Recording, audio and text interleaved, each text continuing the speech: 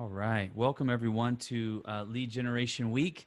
I hope everyone's enjoying the sessions. We've had a lot of really great ones today and yesterday, and still have a number of them planned for tomorrow and Friday. So I really appreciate the participation, the questions, and all that kind of stuff. And this is certainly a different session that we're going to be experiencing here today. The idea was really to sort of bring the Leads Council together in a open sort of door fashion where individuals that aren't current members could participate and see exactly what's taking place within the Leads Council organization. And so a really, really cool experience. I want to thank all the board members that are on the call for allowing sort of us to pull back the curtains a little bit and see what's taking place. Those that are watching live, you can ask questions. You can do it two different ways. You can do it within the app or the desktop or mobile app that you have in front of you. Simply, type in your question in the session Q&A.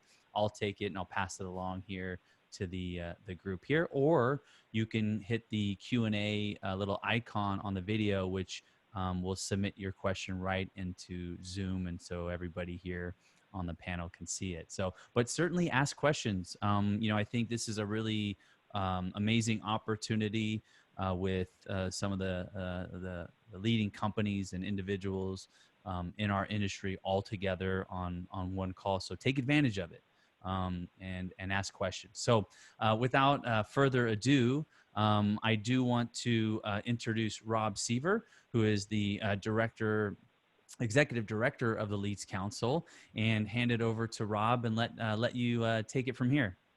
Thank you, Mike. I've got to say thank you for putting on this Lead Generation Week.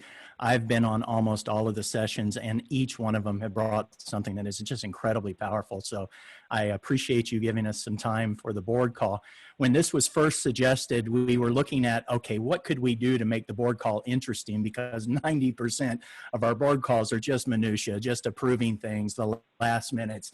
What have we done legislatively? What have our subcommittees done? And so what we wanted to do is probably our favorite part of the board call, and that is to open it up to those people who are participating on our calls and just give us an update on what's going on with their company, what's going on in the industry. And we certainly lately have not had much to talk about, I guess, right?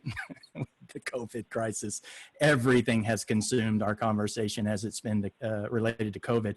So what we thought we'd do today, because we have such a wide audience, powerful people, some of the top brands in the industry, we thought we'd bring them together, and then what we would do is discuss 3 or 4 different things. We're going to talk about COVID. We're going to talk about regulatory and legislative concerns that are hitting the industry, and then we're also going to just talk a little bit about Leads Council, our favorite thing when we're on these calls. What I would do, because we have so many people here, I'm going to just try to cherry pick people right and left. We may not get to everybody. If you do ask questions for a particular person that's on the call, I certainly will try to direct that question as quickly as possible. But I'm going to kick it off with our president of Leads Council, the person who raised his hand and said, I'm going to take this abuse for 2 years and lead these people down the right path. Oh, yes. Is it not 2? I thought it was 1. Anyway, Erik Josowitz with AWL. Now he's just been volunteered for 2 years, and I know that AC is like, damn, I was going to be president in 2021. Anyway, Erik, thank you. Give us a little update about what's going on with your company, AWL, with COVID, and how we're getting through this mess. Thanks, Rob, and thanks for pulling everyone together. At our last board meeting, one of the things that was so amazing to me was this grid that I had in front of me of, the powerhouses in the industry. And, if we share nothing else with people, I'm really happy that we get to share this view of how all these companies and all these people can come together in this way today. So All Web Leads, when COVID hit, we did have to step back and rethink a few things. About 80% of our company was already working remotely. And so it was really about what does it take to get that last 20% to work in that way as well. We had to rethink some processes, redo some meetings that they worked well over video conference. There's certainly been a lot more wiki-based documentation as a way of facilitating sharing. But I'd say that, once we kind of got over that hurdle, this way of interacting with our team members and also with our customers and partners has really facilitated a type of collaboration that, is better in many, many ways. So it's been a real learning experience. It's been good for us. It's a fairly common story of what I'm hearing. I think that when we first started hearing these doom and gloom scenarios, I think most people were like, oh my God, what is this going to be? But by and large, as I'm talking to a lot of the people, especially the people on this call, I'm seeing a lot of people go, I'm busier than ever. We've found those areas to strike up and win in. And I think it's been overall, in some cases, beneficial. Obviously, I don't think any of us would have chosen this. Joey, I see you down there shaking your head, smiling at times. You were early on an advocate of just getting things moving and responding and reacting to this COVID crisis with not only your own presence, but also DMS. And DMS is also going through a lot of transition right now. How has COVID hit you, and what are you doing to respond to that? Well, similar to Erik, I think we immediately took, a proactive measure. We didn't want to be reactive in the sense, and we immediately pulled our executive leadership team together and built, and now turned into a crisis management team, and built what we kind of called an 18-point plan that we needed to execute on and immediately pull the right stakeholders within our company to execute on it. And everybody responded extremely well. It's hard, we have 12 different locations, and I think we have like 10 to 15 different WeWorks. So a lot of people remote as well, like myself.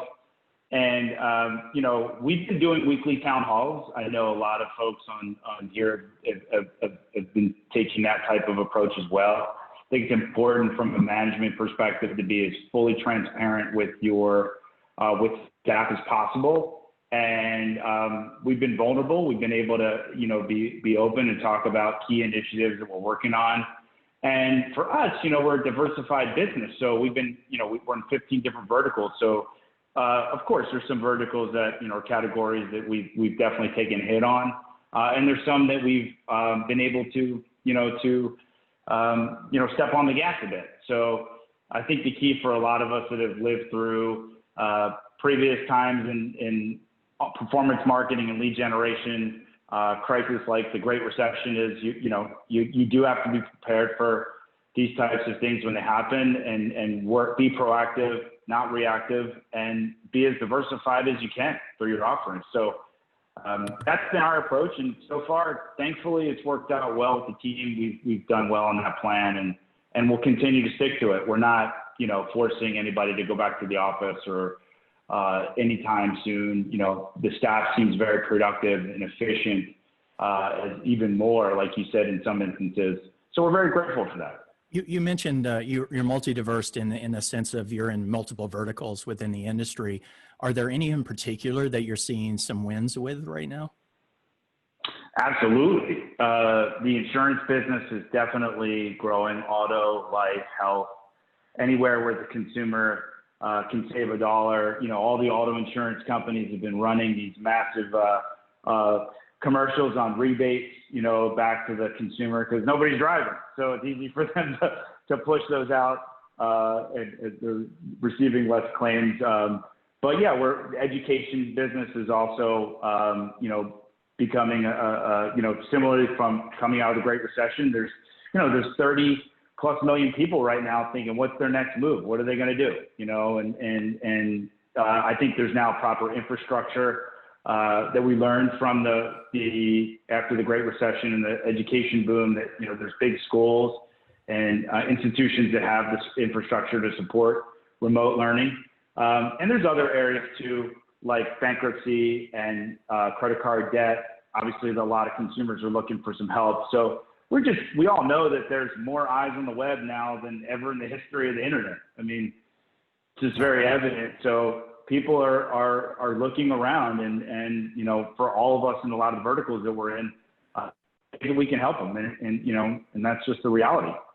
You know, you mentioned education, so I want to shift over to Joe Laskowski. You and I had the privilege a few weeks ago doing an on-air podcast with each other, and you know, COVID hit you guys a little differently because you were in mid-transition of taking your company from EDU only to a multi-vertical type company, and you've talked about how COVID actually had forced something very positive in that transition. Can you share a little bit of that? Yeah, sure. So I think our circumstances were a little bit different.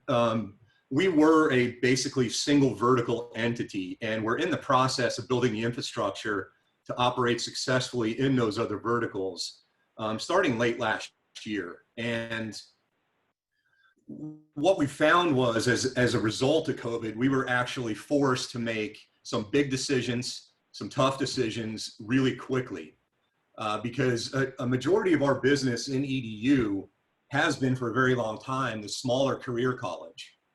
And they were not operating, right? These were not big national online budgets. Most of these schools closed. Many of them are still closed. You can't offer classes in HVAC and welding and, you know, medical assisting online. So we did see a pretty immediate and significant drop in the demand for EDU marketing for our business. So I think I mentioned to you, Rob, it kind of put us in a position where we sat around a table and said, we're going to forget about everything we know and how we've always done it. And we're going to build this business from today forward. And we really put together a solid roadmap in how we wanted to proceed. And interestingly enough, I mean, with all of our people working remotely, it's been incredible to watch how much has been accomplished with people working remotely, and some of the different directions that we've taken as a result of that meeting. So there's no doubt we're still, you know, we're a small group. We're feeling the squeeze. And, you know, thankfully, we did get some assistance from the federal government. And I think that's going to allow us to get to the top of the hill and come over the other side in the coming months. You know, it's interesting. I think this also, and we haven't talked about that, we talked about industries and how specific industries have had ups and downs, but we also are seeing very regionalized things. And it was interesting. I was talking to Penny Lee, who's on the call today, last week, and she was actually driving through states. And what struck me was that she had to actually research before she crossed the state line. Will she have to wear a mask? Are there no masks? Penny, what was that like? And, you know, what are you seeing? Are you seeing pockets open up, you know, in different regions versus, you know, just verticalized things with your company? Well, we're opening up our Florida office. We've been open for 2 weeks and have made it an employee decision if they wanted to come in or not. Everybody but 2 came in, and those 2 live with their elderly immunocompromised parents, so that totally made sense. You know, we put safeguards in place. You know, it's difficult to find some of the materials that you need, so the wipes, the sanitizers, and then we have a shared bathroom within our office building, so it's, you know, that presents its own difficulties. But traveling up from Florida to Minnesota was interesting because it's become a very political disease. It shouldn't be, but it is. And you could see wearing a mask or not wearing a mask was based on politics and not on health concerns. So I'm seeing that up here in Minnesota. So I got shamed in the South for wearing a mask. I get shamed in the North for not wearing a mask, but I just wear it because it makes more sense for me. Has anybody else opened up their offices? No, We're talking about it. Oh, sorry. I'll just go quickly. We sent out a poll out to the Fluent team a couple weeks ago now, and that was one of the first questions, because we don't have as many offices as the DMS team, but we've got New York, Florida, Toronto, Kansas City, and a few in California. And the question we asked was, you know, are you ready to go back to the office, right? And when? Now, 3 months, 6 months, 9 months or more? And then what would you need to feel comfortable going back to the office, right? And funny thing about Florida, so nearly every office said at least 3 months or more. Florida, however, was the only office that said 30% would go back to the office now. So I thought that was kind of an interesting data point that Florida just maybe feels a little more comfortable right now than other states. But the other question you had to ask was, and of course what they said to feel comfortable was regular access to testing, proper social distancing once you're in the office, and access to the proper sanitization tools and so on and so forth. But the big question that we followed up with the leadership team after was, what do you actually need an office for? Because I think what we heard from the first couple of groups is that everyone was forced to move to a work from home scenario overnight. I still remember it was Friday the 13th was the first day we went officially work from home. By Sunday in New York City, all schools were shut down. And by Monday, my wife and I took our 2 kids and said, okay, we're out of here. And I think I've been in a position up in New Hampshire now where I feel like I'm pretty productive. I'm probably busier than I'd like to be, just given how much craziness there is. But I think we've proven that the team can respond well to this. And it begs a question, why do we need to be in an office all the time? So I'd like to take a shot at answering the question. Please. Yeah, I think one of the reasons is for collaboration in a conference room, which is very interesting. That's where, you get your best production when everybody's in a room together. However, in light of the circumstances, it doesn't make sense for everybody to be in a conference room. You could be in an office where everybody's spread out, but you're not really accomplishing too much. So that's sort of been our hesitation about getting people to come back to the office, aside from the fact you have to get in an elevator. But we've been functioning also very effectively remotely, and everybody's very comfortable with it. We've actually created some good social programs. So everybody's got, the sort of office culture of, chit-chatting and stuff is happening through, we have cooking classes and exercise classes and trivia night and things like that. So everybody feels connected. I think we're just missing that collaboration part that would be great to have in a conference room. And I'm not sure when that's going to happen. Yeah, has anybody else thought to do I got echoes. Has anybody else thought to do we implemented a triggering event because we weren't comfortable assigning dates and then pushing dates, especially in Ohio. DeWine, our governor, has been pretty early and strict on, different things. So at the office, we could go back, but we'd have to wear masks at drips. We'd have to keep 6 feet distance, et cetera, et cetera. And for us, similar to everybody else, I believe the reason we wanted to go back was for culture and collaboration. And if you can't collaborate and the culture feels militant, it just seems pointless. So we've just kind of instituted after there's no masks required and we don't have to sit 6 feet apart, then 3 weeks later, we'll go back to the office, over, different departments, different timings. But, and another thing that's been interesting to us, and I'm sure everybody else has been dealing with this, is I think 60% of our staff was already remote across the country. And a lot of our Northeast Ohio staff now are saying, hey, can I be treated as a remote employee? Like, I'd still love to come into the office, once or twice a month, but I feel like I'm doing great at home. So that's something else we're looking at, is allowing people to opt in or out of being, an HQ based person, even if they're 1 mile down the road. If they feel they work better and all the measurements and metrics say they do, then why not let them? That collaboration thing that you mentioned, Josh, to us, the one thing that really doesn't work as well virtually is the whiteboard. Like, we really depend on being able to just stand at a whiteboard and sketch stuff out, and the digital version of that just doesn't quite cut it. Have you found any alternatives though? Anything working for that piece? Because I think that brainstorming is definitely the big challenge that we've experienced as well, and client interaction. Yeah, the Teams whiteboard, is okay. So it's better than nothing, but no, I have not found anything that's as good as a marker standing up against a wall. Agreed. I ordered a really nice Wacom tablet, thinking that at least I could annotate and easily scribble, and it was horrible. So yeah, if there's any people in the audience out there that have cracked that code as far as collaboration on virtual whiteboards, let us know. I actually find using Zoom sometimes, and you're in the middle of something and then it starts, crapping out and people can't hear each other or something. Lately, that's been a worse problem than being able to collaborate.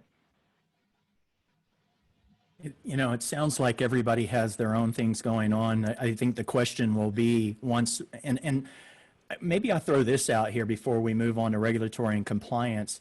Ben from Invoca down there, I see you sitting there. We're just waiting patiently for somebody to ask you a question.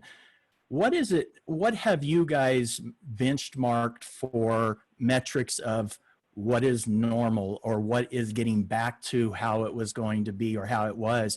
What have you benchmarked for that to say, okay, we're back? Or have you had those conversations of what is normal? What will be the new normal? I'm just wondering, has anybody benchmarked any of those types of metrics to know? Yeah, I mean, I'll tell you, we have not benchmarked from just go back to the office, get on airplanes. I spent, every week on a plane.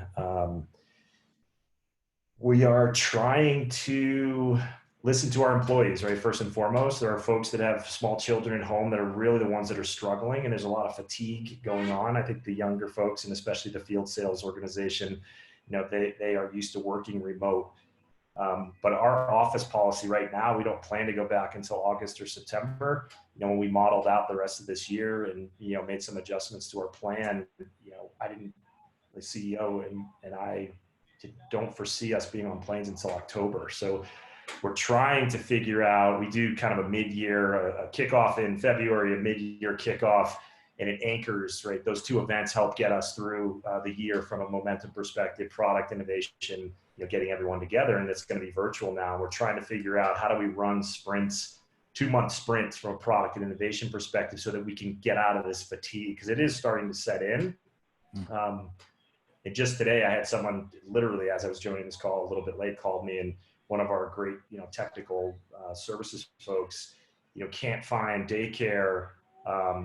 She has 2 children and wants to move closer to her mom in Steamboat. We have an office in, right down the street in Denver. And I said, look, she's a top performer. Like, I have no problem with her moving remote. Right. So I think it's just going to create a whole new world by which we, collaborate with our employees. How does that happen on a real-time basis? What things do we need to, really put them first so that we can continue even, the culture, hopefully the DNA will stay the same, but it's going to look very different about how we interact and how we engage and motivate employees to stay, and help drive the brand. Yeah, Marty Collins, I know that you're on the call, and we had a early webinar several weeks ago. Now it seems like forever. And there was a word indefinitely, or I remember that was not a favorite word of yours, and you guys had a very definite date, and we're rapidly approaching that definite date. Have you extended that definite date, and or have you relaxed the thought on that term? Thanks, Rob. I think, as Doug said on our recent earnings call, we're going to be conservative. And so I think it just echoes what we just heard a number of people say that, it's about our employees. We, all of us do all this work to, recruit and hire and train these people that add up to our business. And this thing that we're facing is existential. So if they're not, if they're not able to find childcare, as the last speaker just said, or they're not comfortable coming in the office, it's kind of interesting. Maybe it's unfortunate to say this, it's turned it on its head. So the net answer to your question, Rob, is that we've said, in our variety of locations, whatever the local rules are, each employee is entitled to do what they think is appropriate for them without having to file an application. Like, you decide. And I think as Erik and other people like in AC's pointed out, we'll still have metrics, right? We still have to get the work done because this is a company. But we've actually kind of moved away from, everybody, there's a corporate decision to we've turned it to say that's an individual decision. We have our offices. I just did a staff call today. I've got people that have literally been in, a room with their partner for 3 months and without AC in this case. And those people want to go to our office in Oakland. So for them, that's one decision. Other people in the Oakland office may say, I need to stay at home. So we've gone to an individual by individual basis, and you don't have to explain it to management at this point. We'll still have KPIs and we'll still monitor people. And then the last thing I guess I'd say is we made a commitment that we're going to take the economic hit. We're not going to let people go as a result of this. That's our current view. We kind of feel they don't have a lot of other places to go. We're still hiring, but even in places where I think 6 months ago we might have been managing people out, we've told people at this point we're not going to do that. That's great. So that's kind of three themes in there. Appreciate it. I want to move, we've got about 25 more minutes left on this. I want to move the conversation a little bit past COVID and get to some of the other things that I think are important to the council's mission. And regulatory compliance is front and center. And we have several companies represented today on the board call. We've got Active Prospect, we've got Jornaya, we've got Honora. And if I missed anybody else from a regulatory compliance side of it, I apologize. But, you know, Steve Rafferty, you're up there at the top of my grid. I'm going to call on you. You know, from a COVID response thing, although I want to move past that a bit, still, your very third-party lead verification is top of mind. I was talking to somebody yesterday about a conversation you and I had over dinner, which we all miss those dinners for sure. Tell me, that conversation, you went back to can spam and you kind of equated TCPA to early days of can spam and its adoption and how people were all up in arms when can spam came along, but now it's just part of doing business. Is that the same with TCPA? Yeah, I think to a certain extent. I mean, I think if you, TCPA is really a proxy out there for what consumers want. I mean, it's focused on these specific issues around mobile phones and calling with an auto dialer or, you know, texting folks. But at the end of the day, consumers just don't want unwanted contact, right? That's the real issue. And so we're just kind of working around it with the specific language around TCPA. But that to me is the best practice. And that is what, as an industry, I think if we focus on that as a best practice and try and do what's best for the consumer and not contact consumers that don't want to be contacted, then overall as an industry, you know, once we get comfortable with that, and I think overall we have gotten comfortable with that, then that's going to see benefits for everybody, both us as an industry and for the consumers as well. Rob with Jornaya, I see you down there thinking very diligently about what your comments are going to be about this. You know, it was interesting. I was at Lead Generation World in January, and we were sitting with Erik Josowitz at a table, and a prominent attorney was like, TCPA is just a checkbox. It's just a checkbox, people. It's not that big a deal. I had to disagree with him, and I think Erik actually threw a comment at that supported that. But at the same point, I understood what he was trying to go to. You're heading up the Leads Council subcommittee on our regulatory compliance issues, and obviously TCPA is at one of those top levels. From a third-party lead verification company, what do you have to add to what Steve just said? So actually, Steve and I had a great conversation on this exact topic on Friday. So I will kind of add to what Steve and I were dialoguing about. And Steve, you can keep me honest here, right? But Steve put a very simple question to me, which I put to everyone in the industry, right? How do you define a lead? And if that definition is as simple as a consumer that is willing to be contacted, a consumer that has given permission to be contacted, right, then you can work from there in every different line of business that every one of us are in. Lead on the generation side, the contact side, the compliance side, the follow-up, the sales and brand side, of how to exchange leads and how to do right by the consumer, do right by the compliance, and increase brand experience all at once, right? Around, this isn't about selling data. This is about engaging a consumer that has filled out a form, raised their hand and said, yes, I'm looking for information. And then understanding the nuance of, are they willing to be called? Are they willing, you know, is it not a phone call compliant lead? Is it really they want to engage over email or chat?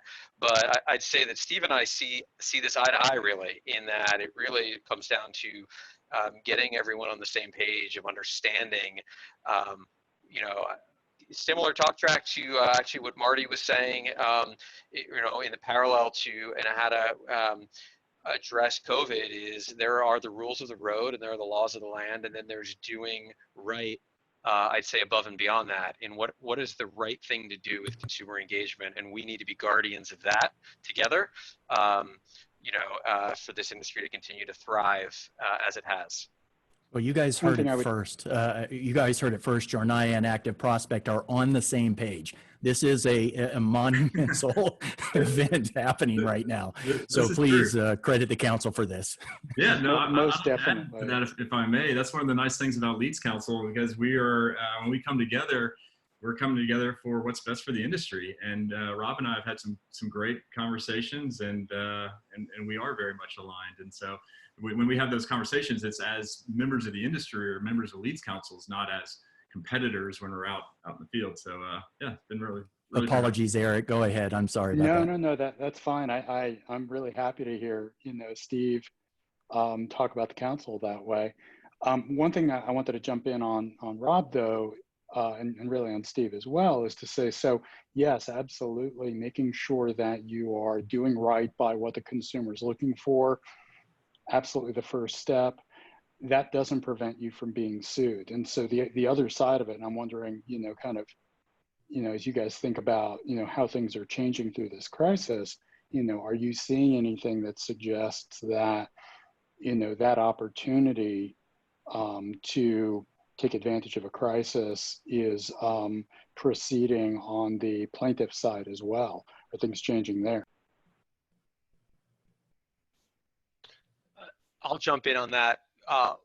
Less about Jornaya. I'll answer that first with just tracking the FTC's newsletter, and kind of the news that they're putting out is, the obvious yes, right? There are plenty of people looking to take advantage of the situation, and down to the local level, right? Just seeing the scams and Nextdoor.com and Facebook in my own community. So I think there's a vigilance required. I think back to Jornaya and back to our industry, and is I can't say that we've seen an immediate uptick, right, in TCPA cases in the last 6 weeks. That we have not, but we haven't seen a dip either. We've seen a very constant flow.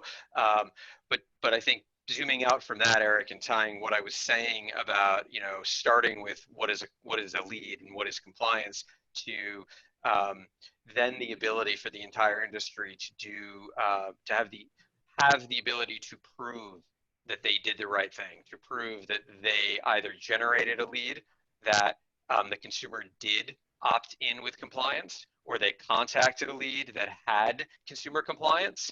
That exists, right, between our companies. That exists today. And so there is an ability to, well, we can't prevent lawsuits. We can continue to work better together, not just Active Prospect and Jornaya, but our council and our industry at, I'd say, a more united front against the attorneys that are chasing the wrong dollars, right? And so there are lawsuits that should happen that protect consumers for the right reasons, and those are good things. But the lawsuits that are really distracting all of our businesses for the wrong reasons, to earn a buck or to shake someone down, I think together we can act in a more united front to push that out of the space more aggressively. I want to stay in the same vein of telephone compliance and shift this over to Nima Hakimi with Convoso.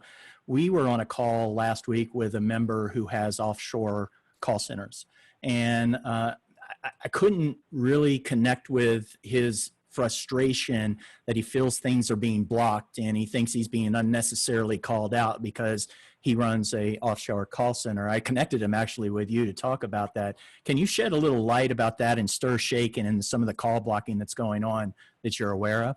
Yeah, so we work with a lot of call centers. Most of them, I would say, are onshore in the US. But what's really interesting is, if you guys pay attention, I don't know about you guys, I'm getting a lot less calls like these past couple of months, right? Like, there's not that many calls as we were getting before. But on the same hand, all of our customers, they're still dialing. They just went remote. And so what's interesting is, in my mind, the offshore call centers, not all of them, right? They're not all bad, because at the end of the day, some do care. But I have this theory that they're the ones that are really just spoofing their caller IDs and making the call volume go out. And so when we're talking about stir shaken, which is going to require you to, the telco carriers, not to allow a call to go through unless the caller ID is valid, right? It has to be authenticated.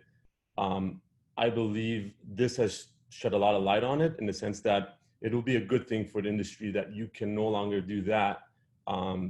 And the way I see it is a lot of the offshore call centers don't have a good cloud solution. They're just working off of premise space. So they could not go remote and quickly make that transition, or the internet is not working that well. So to me, it shed a lot of light on the fact that once Stir Shaken is implemented, which is required by carriers to do so in June, I believe, of next year, I believe that your call volume will go down considerably, and the calls that need to go through will go through. Now, we're still seeing calls being blocked, from our side of things. We have the ability to see that, but that's as far as, from what we could tell, being able to not spoof your call ID is going to make some big changes coming up. I know that some people on the call still use some off-center call centers or offshore call centers. Is there anybody else that'd like to piggyback off of what Nima said, or have an update on the Stir Shaken or blocked thing? I'm just looking at faces. Is there anyone there? Okay.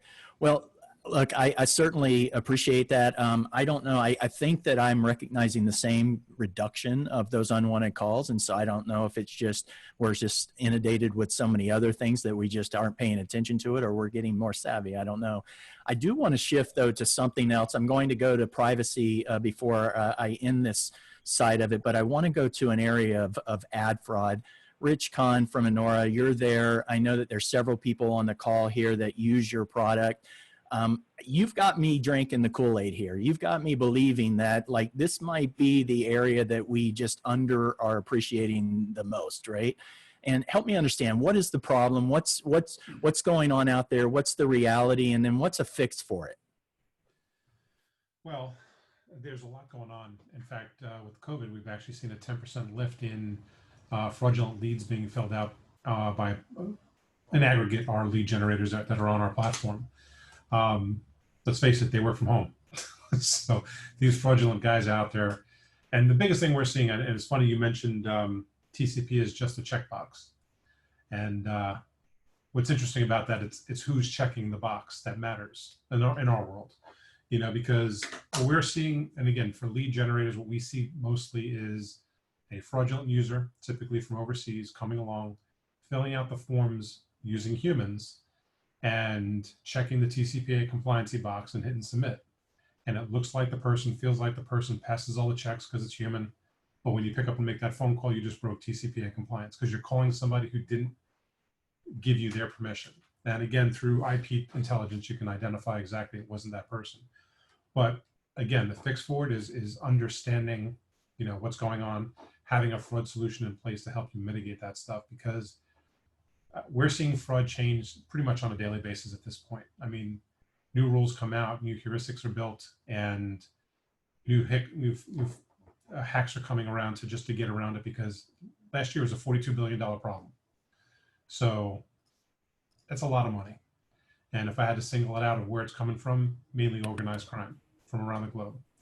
So you're dealing with people who have the money and have the intelligence to don't want to lose their $42 billion a year.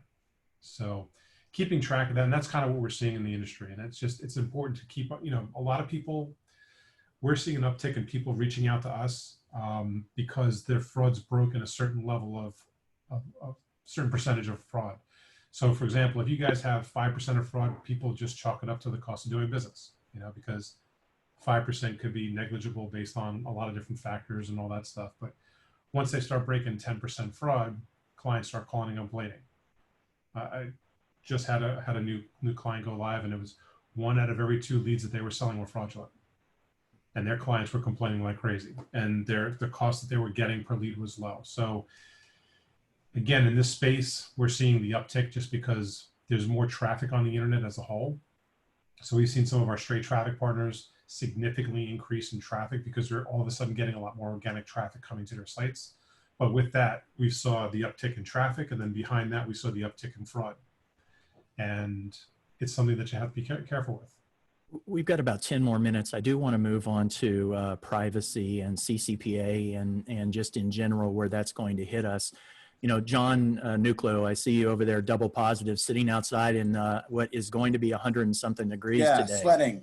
So I'm wondering why you're outside fielding this call. I have infant twins who are screaming. Oh, okay. I got it. Understand that. Very COVID-related response. Yeah. Thank you very much. So, look, DoublePositive has their fingers in everything. And privacy and CCPA has got to be a top priority with you guys. What are you doing for that, and what's going on? Yeah, so CCPA has been really interesting for us because it's been a moving target throughout the release of the regulations, right? So there's been rounds and iterations of requirements. And while I think that over the time and maturity of the TCPA regulations and some of the earlier consumer protection laws that have been in place, this is still a spot where the industry, I'd say, broadly does not agree on where CCPA is going to land. There's certainly requirements that are in effect and clear, and then there's other requirements that seem to be targeted toward an industry like ours, but don't. Really, there's ways around saying like, well, we're not quite doing that, we're not quite that. So if you could sort of wrap together a lot of what everybody's talked about, Rob and Steve have talked about, this is an industry that connects interested consumers with advertisers. And interested has been now defined as opted in consumer, and Rich has the protections in place to ensure that that's the real consumer. And then there's the folks that are on the contact solution side of the house. Either that's a direct brand or that's, AC and his technology or DoublePositive. And what we've got in terms of onshore contact solutions, where through the COVID crisis, we moved 1,100 agents remote. Strike that part, domestic, remote, which was no small task, right? That's a major undertaking that's different from having professional staff grab their laptops and go home and start working from home. So that's one of the large benefits of the council that we've seen throughout is the forethought of how to handle issues that are coming down the pipe. And CCPA was a great example of that. That was something that, we all knew was coming, was going to be, regulation that went into effect. And we were able to see how our partners and competitors come to the board and come to the council as leaders of the industry first, and sort of secondary as representatives of their own companies, and share approaches and share a future view on what they thought would be something that impacts our entire industry. And that's really the largest benefit. It's a collection of very, very smart people who are true leaders in this space, who are driving forward the largest brands that are visible to the public, and some of the largest brands that are less visible to the public. And it's a collection of just people who are here for the good of the industry. And if we keep that front and center, which the LeadsCouncil has done a very good job of doing, we can tackle things like CCPA and know that we have the right unified approach across an industry. Interesting. I think CCPA is one of those things that are just right at the tip of what we're going to see with it. I know they're revising it. They threw in Americans with Disability Act into the provision. And so it's an evolving thing and yet to be enforced, which is one of the things I think the industry is waiting to see where we hit the rubber meets the road there.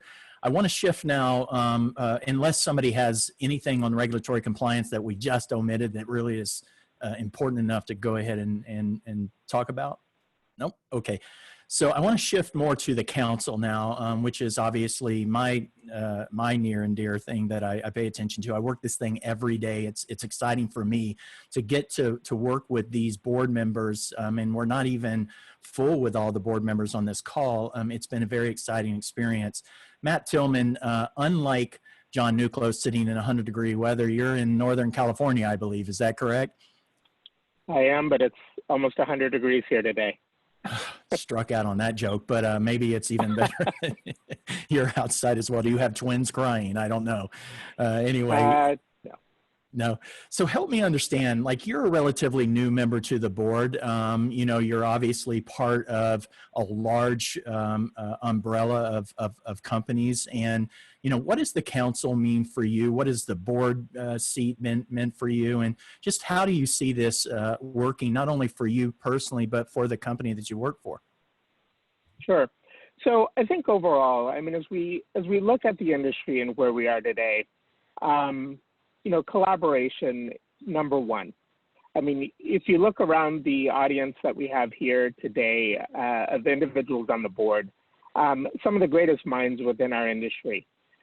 Most of us work with each other.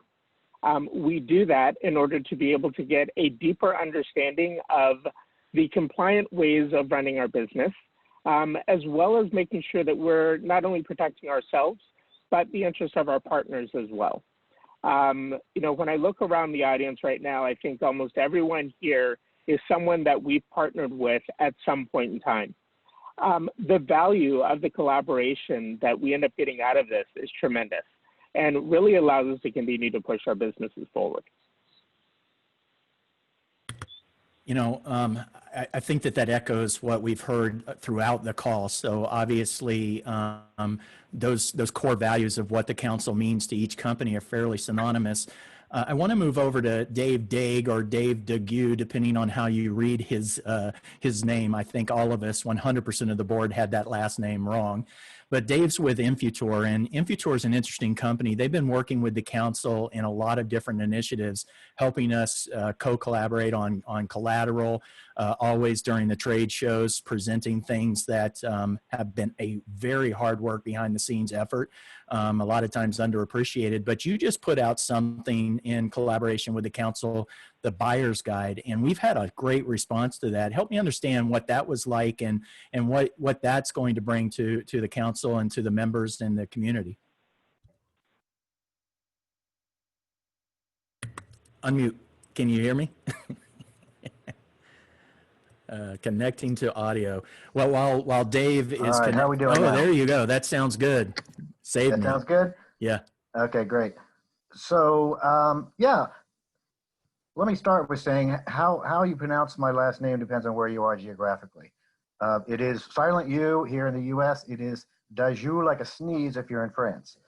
So that was its origin. But yes, the lead buyer's guide. And I am absolutely not going to claim that Infutor had anything to do with the quality of the content. Several of our colleagues here on the council were instrumental in putting that piece together. But for us, it was really an effort to have ourselves get more injected into the industry. Certainly, you know, it is important for us to us as the industry evolves to help support the cause of best practices and compliance, and really helping buyers as the kind of end consumer of a lot of what you know, what the lead gen world generates. Really put them in a position to become more educated and to be able to take advantage of the, you know, the collective best practices that come out of a group like LeadsCouncil. Yeah, it's been really exciting to have those types of things that you've helped us out with and to showcase those. And I certainly appreciate the effort and our subcommittee that helped work on that, the buyer subcommittee. Josh, you know, with Whatif, I know that you're also a new member to the board of directors, but not a new member to the council. And you and I have had many conversations about, you know, what the importance of the council is, what is the real mission out there for us. And so give us a little insight to where you see this industry, the need, and where the council fits that need, and where we need to progress and grow as a council as well. I know you're very opinionated about that, being an ex-attorney. Maybe you're still attorney. I don't know how that all works. But in general, I know that you've got a very defined view on where we should be going as an industry. I think I'm still an attorney. I think once you're one, you always are, but I definitely play one on TV sometimes. I've been speaking with Rob about standards, and you know, I think we need to get a unified standard for TCPA that everybody agrees to, and it really will create something that will help every other business that's in our industry at least adhere to the standard to say, look, this is a best practice. And when the bad guys, are out in the market and they're getting sued by, plaintiffs' lawyers or regulators, there becomes a difference between those that are playing by the rules and those that aren't. And obviously it has all the positive impact to consumers and to advertisers, and all the participants. So I think just, creating some bright lines, a box that we all could play in safely. I happen to agree with Steve's remark about canned spam a while ago. I remember going through that and everybody was up in arms. And then when they started with TCPA, everybody was up in arms. But, it is something that we all can live with and will live with and have really good standards and practices. And this Leads Council will be a great leader for our industry. I appreciate those words. I think that you're spot on. Karis, I'm not sure if you're still on there. I see the big K down at the very bottom. Are you still with us, or? Wasn't sure. Well, look, I appreciate everybody's time today. I know that you're very busy and there's a lot of things going on. The council's doing some incredible things. We've been doing weekly webinars. If you haven't caught those are every Thursday at 3 p.m. Eastern, 12 p.m. Pacific time. We also have once a week, we're doing an on-air podcast. It's an in-depth conversational view with somebody in the industry that's got something important and relevant to say. I've enjoyed doing those. We have put up a ton more content. We have our events hub. We have our job board that we just recently launched, and in a industry where we could quickly see some of this drawback of COVID. There are tons of jobs out there being listed and are available within the industry. So it's very exciting to see this from a council perspective and to be able to bring that value. We've taken our silver membership and we've dropped it from $2,000 a year to $500 a year or $42 a month. There's absolutely no excuse or no reason for you not to plug into what we're doing and be part of what we're growing into. As soon as you join, please raise your hand and say that you want to be part of one of our subcommittees. Those things are super important to our growth and our future. So I'm super excited to have everybody here join us. Thank you again, Mike, Faree. Thank you for putting this on. This has been awesome. I really appreciate what you're doing for the industry and can't wait not only to see the rest of the sessions, but everybody's smiling face in January again at Lead Gen World, right? Ooh, fingers crossed, fingers crossed. I was getting ready for you to go, if you sign up today, you will get, but wait, there's more. Wait, there is more. You actually gave me some Lead Gen World passes in January to give away to the next 10 people who sign up. That is not a lie. So we do have a Ginzu knife offer right now. There you go. Yeah. Well, all joking aside though, to be a part of a group like this and limited just in the group that's here today is extremely powerful. I mean, the fact that you guys are doing so much work these days, it's really, really great. And the collection of companies and individuals that are part of the group are by far worth all, the value of the membership by far. So kudos to you for doing a great job. Thank you guys all for opening sort of the curtain and letting us sort of see what happens on some of these different calls that you guys have and what it's like to be a part of a group like the Leads Council. So I really, really appreciate you allowing the Lead Gen Week attendees to see this and experience it for ourselves. So any last words, Rob? Otherwise we'll sign off. I'm known for saying too many already, so I think it's safe to say it's goodbye, everybody. Perfect. Well, thank you very much, and we'll see you tomorrow, everyone.